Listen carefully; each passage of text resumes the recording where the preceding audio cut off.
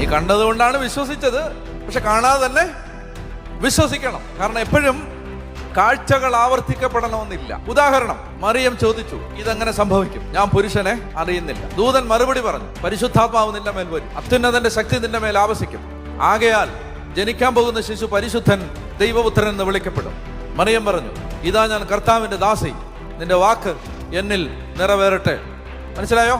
ഇപ്പൊ എന്താ സംഭവിച്ചേ? കണ്ടു. ആരെ കണ്ടു? ദൂതനെ കണ്ടു. ഇപ്പൊ കണ്ടു. നിങ്ങൾ ബൈബിള് മുഴുവൻ അരിച്ച് പറക്കി വായിച്ചോ, പിന്നെ ഒരിക്കലും കണ്ടിട്ടില്ല. ഇപ്പൊ കണ്ടില്ലേലും കുഴപ്പമില്ലായിരുന്നു. മകനെ കഴിമരത്തിൽ ആണി അടിച്ച് കയറ്റുന്ന സമയത്തെങ്കിലും ഒരു ദൂതൻ വന്നിട്ട് പ്രയാസപ്പെടരുത്, ഇത് കുറച്ച് മണിക്കൂർ നേരത്തേക്ക് മാത്രമേ ഉള്ളൂ, ഇത് കഴിയുമ്പോൾ സംഭവം മൊത്തം മാറാൻ പോവാണ് എന്ന് പറഞ്ഞായിരുന്നെങ്കിൽ ഈ അമ്മയ്ക്ക് ഒരു ആശ്വാസമായിരുന്നു. പക്ഷെ കണ്ടിട്ടില്ല. ഈ കാഴ്ചയുടെ പ്രത്യേകത, ഒരിക്കൽ കണ്ട